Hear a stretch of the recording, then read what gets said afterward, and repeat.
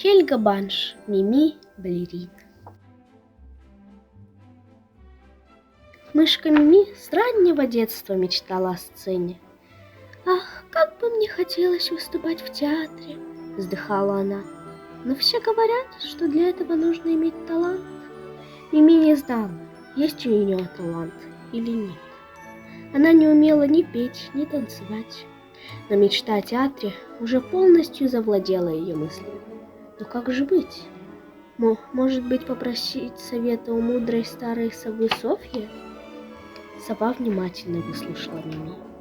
«Я думаю, сначала тебе следует выучиться пению и танцам», — сказала она. «Почему бы тебе не обратиться к кролику Питу? Он лучший танцор, которого я знаю. Он тебе не откажет».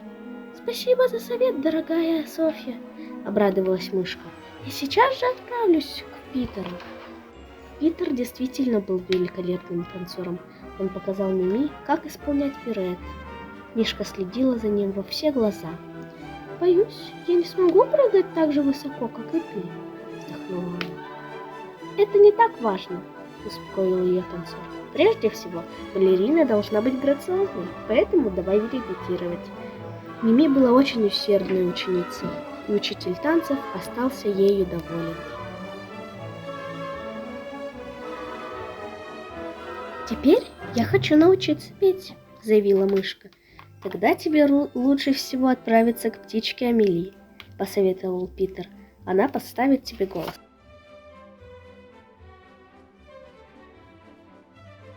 Птичка слыла лучшей певицей в округе и знала толк в пении.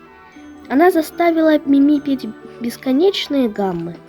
«Когда поешь, всегда думай о чем-нибудь красивом», — наставляла она мышку.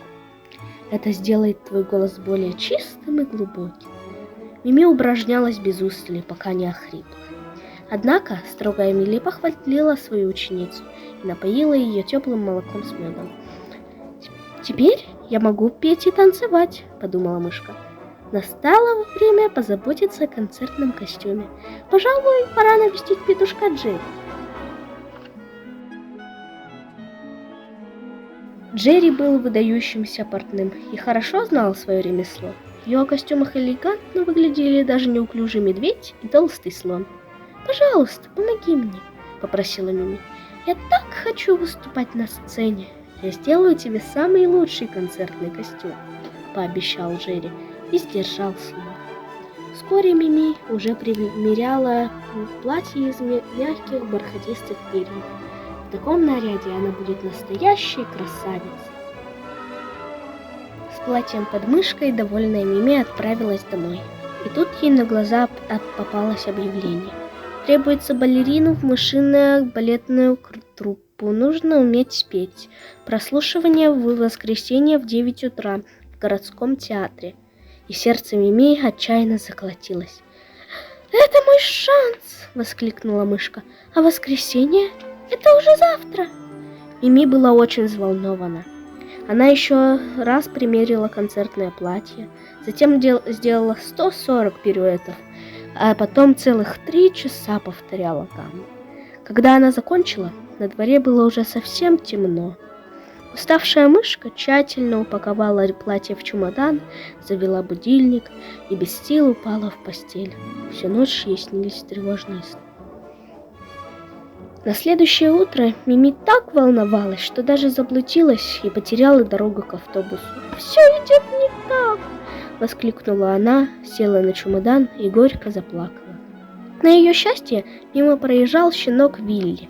Этот спортсмен-гонщик хорошо знал дорогу и быстро доставил Мими к автобусной остановке. Мими поблагодарила велосипедиста и даже воспряла духов. Но тут оказалось, что автобус уже ушел. «Неужели я никогда не стану балериной?» Безнадежно вздохнула Мими. Ее глаза наполнились слезами. «Воздушные шары! Прекрасные воздушные шары!» Вдруг закричал кто-то у нее за спиной. Мышка обернулась и увидела кошку, которая торговала разноцветными шарами. «Почему ты плачешь?» — поинтересовалась она. «Я опоздала на автобус теперь не попаду в театр на прослушивание, вздохнула Мими. Еще не все потеряно, ободрила ее веселая кошка. Вот, держи-ка. И она протянула мышке воздушный шар. Бесстрашная Мими ухватилась за веревочку и полетела. К счастью, ветер дул в сторону театра, и она успела вовремя.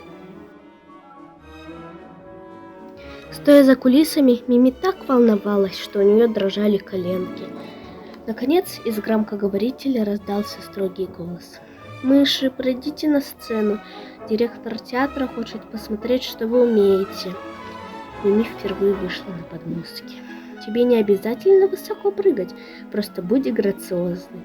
Когда поешь, всегда думай о чем-нибудь красивом», вспоминала она советы своих учителей. Малышка глубоко вздохнула и начала.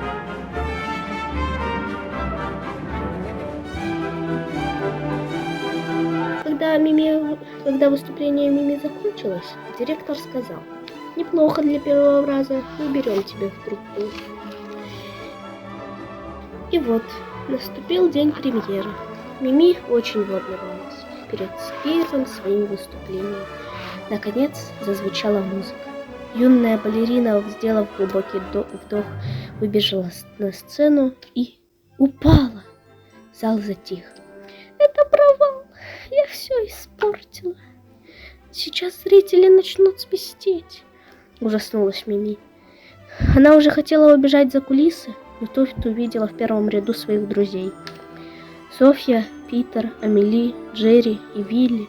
Все они помогали Мими стать артисткой. И сегодня пришли поддержать ее. Нет, Мими не могла уйти со сцены и обмануть их надежды. Она поднялась и продолжила выступление. Когда занавес опустился, раздались громкие аплодисменты. Мими была счастлива. После спектакля друзья ждали балерину возле театра. Они принялись наперебой поздравлять мышку успехом. «Молодец!» — похвалила ее Софья.